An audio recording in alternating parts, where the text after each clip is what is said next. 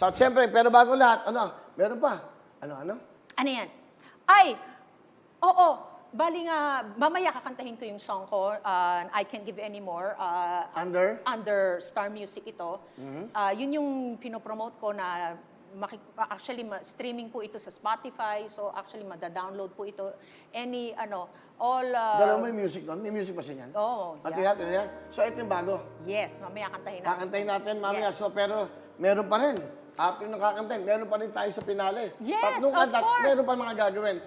May pinlag ka daw, Oo, hindi kasi nga, Sige. natanong mo sa akin yung pagiging busy.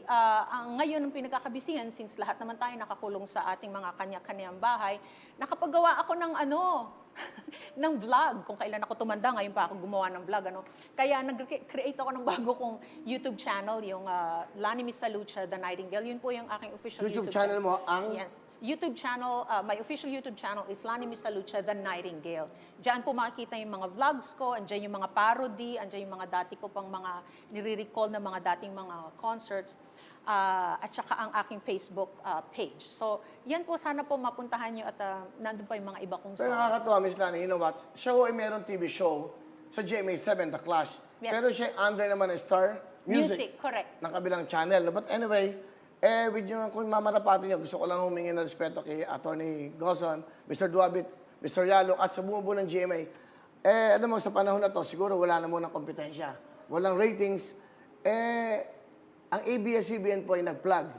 Ito, pakita natin. I can't give anymore.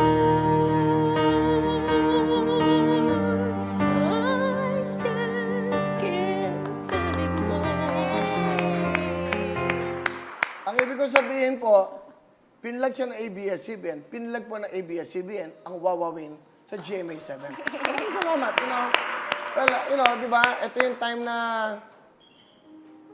pag may mga kababayan tayong namumroblema, nakadapa, dapat tinutulungan natin. Saka tanggalin natin yung kalimutan na natin lahat. Kung ano yung naging negative, sama ng loob, move on. Sabi nga ni Direk Bobot sa akin, nagsisimula ako sa ABS, yung Wawawin. Pag may problema, pag may kasalanan ng tao, laging may forgiveness ang puso.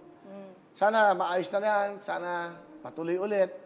Alam mo kasi, para sa akin, pag walang Crispa, walang Toyota nun. Hindi maganda eh. Kailangan lagi may kompetensya. It's a healthy competition.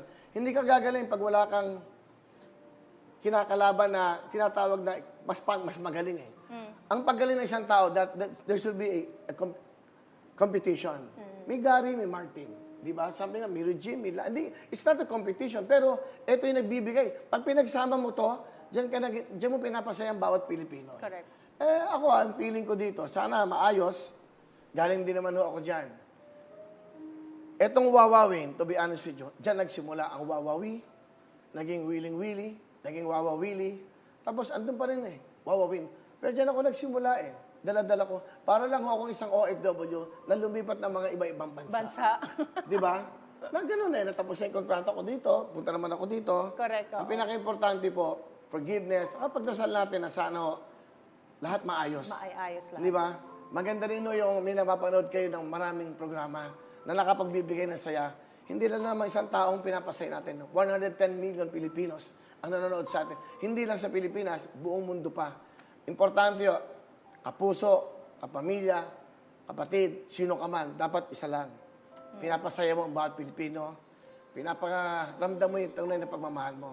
Ang importante yun, itong panahon na to, may COVID, may coronavirus, sama-sama tayo. Nakadapa na, huwag yun ang tapakan. Tulungan natin. Pagdasal natin, sana maayos lahat ito para maging masaya tayong lahat. Di ba? Yan lang. Anyway, di ba? Thank you very much, di ba, Miss Lani? Saka natutuwa ako sa'yo dahil sabi ko, ordinary day, Lani Misalucha. Sabi niya, no. Gusto kong kumanta, gusto kong magpasaya. Yan ang Lani Misalucha. Di ba? Pero thank you talaga, natutuwa ako na nakalabas ako. Kasi kung hindi pa ako talaga... Matagal ka bang nakakulong? Yeah. Ano ba naging kaso mo? Estafa. So, ibig sabihin, hindi naging kaso. Iba pala may kaso. Hello mga kapuso! Ako po si Ipon. Minabati ko unang-una dyan mga kaipo natin, mga kaskwami ko dyan. Nagustuhan nyo ba ang video na to?